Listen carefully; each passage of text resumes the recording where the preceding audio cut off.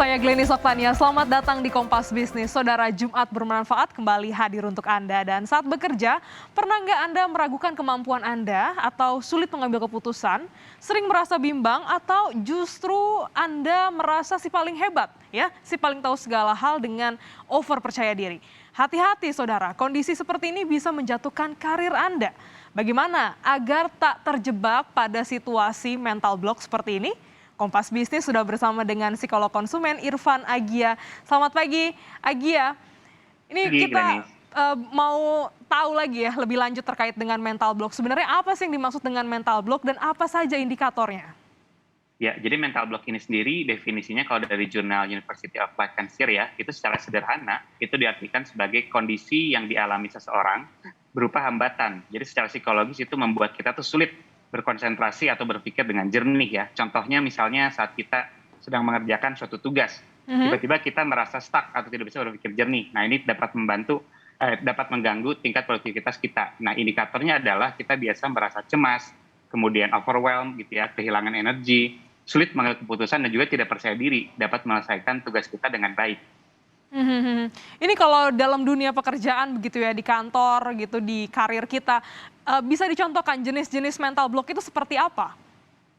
Ya, jadi mental block ini jenis-jenisnya misalnya kita tanda kutip jadi menunda-nunda gitu ya atau procrastinate misalnya. Jadi karena kita percaya diri, misalnya terlalu percaya diri dengan kemampuan kita, kita tunda-tunda gitu ya. Sehingga pada saat deadline itu terjadi gitu ya, pressure-nya muncul, kita jadi cemas, tidak dapat mengambil keputusan gitu ya. Kemudian juga kita menjadi back off ya, istilahnya kita lari dari tanggung jawab kita karena kita merasa aduh tidak bisa, ragu dengan kemampuan kita sendiri untuk mengerjakannya gitu ya, bingung mencari support dari mana gitu. Jadi itulah pentingnya kita juga punya support ya, support di lingkungan kerja juga dan juga dari keluarga juga terutama. Mhm, over percaya diri, suka menunda-nunda, ragu akan, kemampuan diri sendiri, ini salah satu contoh-contoh ya, mental block yang mungkin mayoritas sering ditemui dalam perkantoran atau dalam dunia pekerjaan.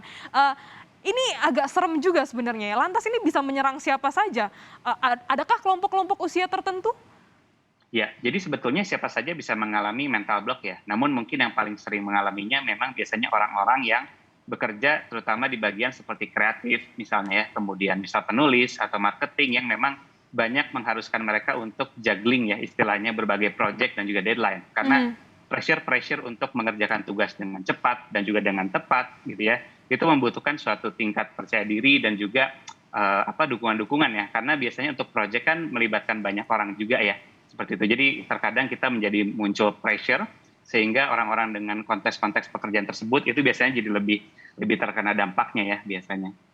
Ada tekanan, jadi ini adalah, masalah psikologis yang bentuk, reaksi ya dari, tekanan yang dialami yang begitu keras gitu ya, begitu berat di Betul. dunia kantor begitu. Tapi, apa menjadi penyebab utama dalam masalah psikologis ini? Adakah faktor eksternal atau internalnya? Ya, jadi betul sekali. Ini untuk faktornya sendiri ada dua ya, ada internal sama eksternal. Biasanya Mhm. kalau eksternal itu kita merasa ada istilahnya decision fatigue. Jadi artinya adalah kita harus mengambil dan mempertimbangkan banyak keputusan dalam waktu yang singkat, gitu ya. Kemudian kultur kerja yang juga memiliki project management yang kurang baik, dikejar banyak deadline, tidak jelas pembagian tugasnya itu juga bisa memicu mental block. Nah, kalau internalnya kita seringkali merasa contohnya kita kekurangan tidur, gitu ya, itu menyebabkan kita sulit berpikir jernih di hari sebelumnya, Oke, sering mhm, menunda-nunda. Dan mhm. juga bahkan ada jurnal terbaru ya dari Harvard Health menunjukkan juga ada kekurangan nutrisi gitu ya, seperti vitamin B12 itu juga bisa berkontribusi ya defisiensi karena kita jadi tidak bisa berpikir dengan jernih seperti itu. Jadi kombinasi juga ya, ada faktor eksternal dari lingkungan Benar, pekerjaan, ada juga betul. internal. Ini ditandai dengan, kurang tidur begitu ya. Jadi memang kualitas tidur harus terus diperbaiki untuk para pekerja dan, bagaimana ini, dampaknya untuk, karir seseorang? Apakah ini bisa membuat, jatuh karir seseorang akibat mental block?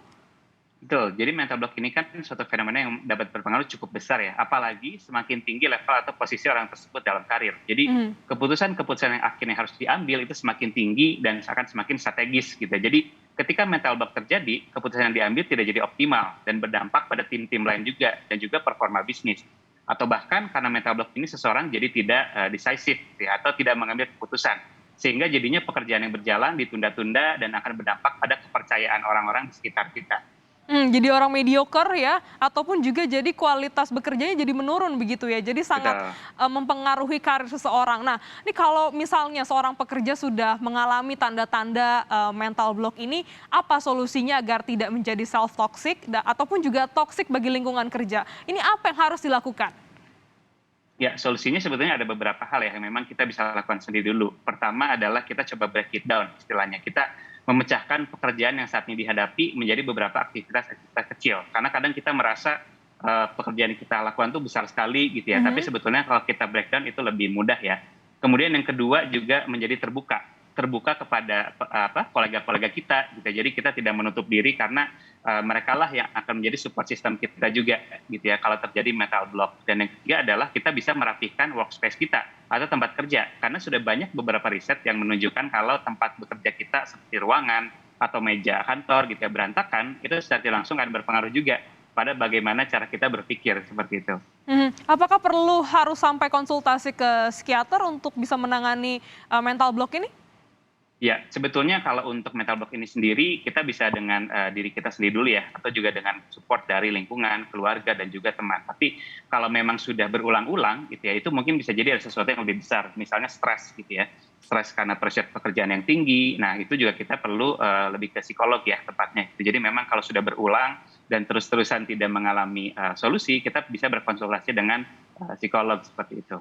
Agia, itu kan kalau dari sisi pekerjanya yang mengalami mental block. Lantas bagaimana untuk lingkungan kerja, misalnya ada teman kita yang mengalami mental block, begitu ada ciri-cirinya, apa yang harus dilakukan? Apa kita harus bersikap seperti apa untuk bisa membantu supaya dia juga lebih maksimal dalam bekerja?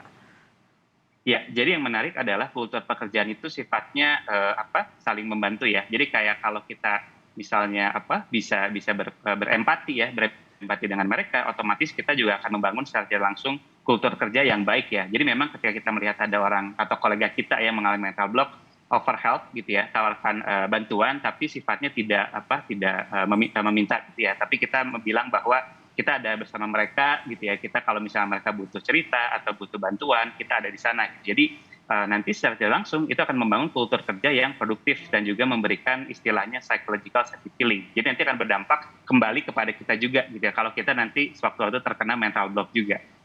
Jadi memang karena ini di lingkungan pekerjaan rata-rata terjadinya jadi support system dalam dunia kerja, Gitu. teman-teman rekan kerja ini sangat berpengaruh untuk kondisi psikis seseorang begitu ya. Dan jika Anda mengalami mental block, ya jangan lari begitu ya, hadapi dan pelan-pelan. Nanti juga akan ketemu jalannya untuk bisa sembuh dari mental block ini, terutama untuk support systemnya. Terima kasih Irfan Agia telah bergabung di Kompas Bisnis pada pagi hari ini.